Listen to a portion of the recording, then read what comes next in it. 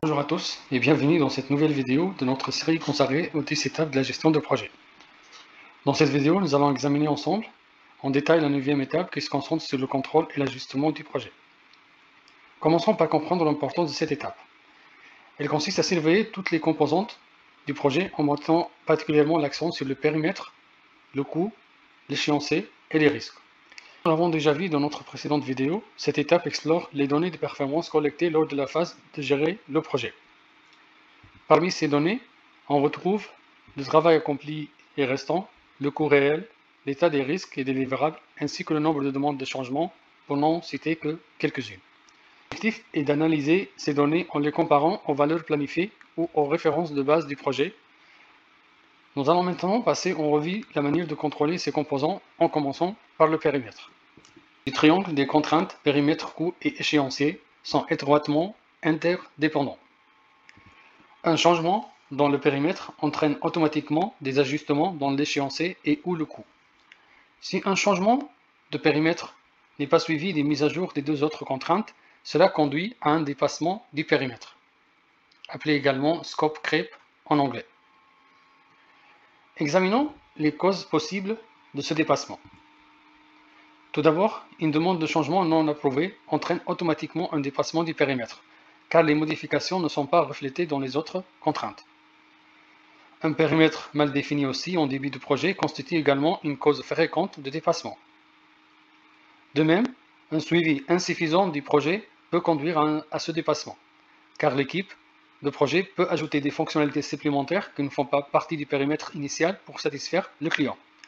Et enfin, une compréhension floue des besoins du client peut entraîner une modification du périmètre. Pour éviter ce dépassement, je vous propose 3 solutions.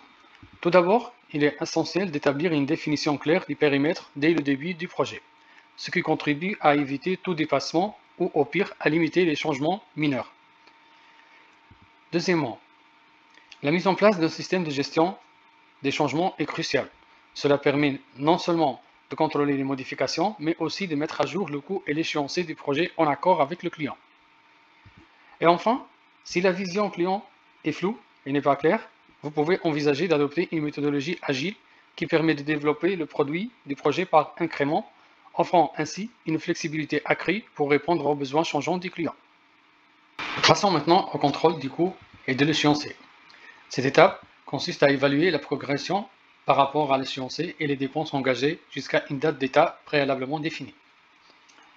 Pour ce faire, il est essentiel d'utiliser les diagrammes de Gantt qui offrent une représentation visuelle de l'échéancier et permet d'avoir une vue claire de l'avancement du périmètre par rapport aux dépenses. De plus, il est possible d'utiliser d'autres techniques d'analyse des données telles que la valeur acquise qui offrent une perspective globale sur le périmètre, l'échéancier et les coûts. Cette méthode permet d'évaluer l'efficacité du projet en fonction de ce qui a été accompli jusqu'à présent, en aidant à identifier tout écart par rapport aux prévisions initiales. Afin d'illustrer tout ça, nous examinerons plusieurs exemples concrets de situations dans lesquelles se trouvent les projets. Puis nous tenterons d'en analyser chaque cas. Cependant, il est important de noter que chaque projet est unique avec ses propres particularités. Commençons par un premier cas. Supposons que le coût initial prévu était de 80 000 €, mais que le coût réel s'élève désormais à 120 000 €. En se basant sur l'observation du diagramme de Gantt, où la couleur verte représente le travail achevé et la couleur bleue indique le travail en cours, nous constatons qu'à une date donnée, le projet a légèrement devancé le calendrier prévu, mais que le coût a dépassé les prévisions. Une partie de ce dépassement budgétaire s'explique par le fait que nous avons accompli davantage ce qui avait été initialement prévu. Donc réellement, le dépassement est moins que 40 000 €. Second cas, le coût initial projeté s'est élevé à 80 000 €, tandis que le coût réel atteint désormais 100 000 €. En examinant notre diagramme de Gantt, nous constatons que le projet a considérablement avancé par rapport au calendrier prévu. Le dépassement du budget est justifié par les travaux déjà effectués. Néanmoins, il est essentiel de procéder à une vérification du coût restant pour les travaux à venir et de passer en revue en particulier la qualité du travail déjà accompli. Passons à un troisième cas où le coût initial prévu est égal au coût réel. Cependant, en consultant le diagramme de Gantt, nous observons un léger retard par rapport à la planification. En réalité, nous avons dépassé le budget initial en raison de dépenses supérieures à celles prévues pour une ou plusieurs activités. Cependant, il est possible d'envisager une récupération dans cette situation. Un quatrième scénario où le coût initial prévu est de 80 000 euros, mais le coût réel s'élève à 70 000 euros.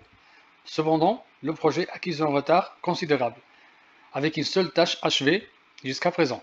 Cette performance laisse craindre un retard important dans le projet et un dépassement budgétaire significatif. Dans un dernier cas, le coût initialement estimé à 80 000 euros et le coût réel est de 70 000 euros. Bien que le projet acquise un léger retard, il reste des ressources financières disponibles pour rattraper ce retard. Nous avons à présent examiné divers scénarios de situation de projet, mais avant d'aborder les mesures à prendre en cas de retard ou un dépassement, prenons un moment pour évoquer la gestion des risques. Le contrôle des risques implique la mise en œuvre des réponses préventives face aux risques identifiés, ainsi que la surveillance étroite des facteurs déclencheurs de ces risques. Si un risque se concrétise, il est essentiel de mettre en place des mesures correctives et de mettre à jour l'état des risques en conséquence. Au cours de cette phase de contrôle des risques, le registre des risques est continuellement mis à jour. Cela peut inclure l'annulation des risques anticipés qui ne sont pas matérialisés, ainsi que l'identification de nouveaux risques potentiels résultant de changements. Cependant, il est crucial de rester vigilant à l'égard des risques initialement considérés comme peu critiques, car leur gravité peut évoluer avec le temps. Passons maintenant à examiner les mesures à prendre en cas de dérapage d'un projet, que ce soit en termes de délai ou de coût. En cas de retard dans un projet, plusieurs solutions peuvent être envisagées.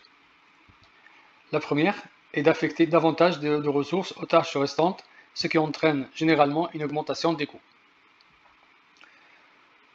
La deuxième solution consiste à réduire la qualité des livrables restants, ce qui peut avoir impact sur le périmètre du projet.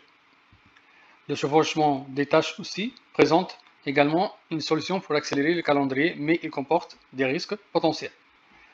Enfin, si le facteur temps n'est pas critique, le projet peut être mis en veille temporairement.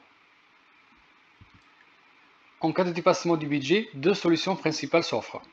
La première consiste à réduire la qualité des livrables restants, ce qui peut impacter la qualité globale du projet. Et la deuxième est de réduire les coûts des ressources utilisées. Cela marque la fin de notre vidéo. Dans la prochaine vidéo, nous explorons la dernière étape de notre série qui est la clôture du projet. J'espère sincèrement que cette vidéo vous a été utile. N'oubliez pas de vous abonner à ma chaîne. Merci à vous et à bientôt pour la prochaine vidéo.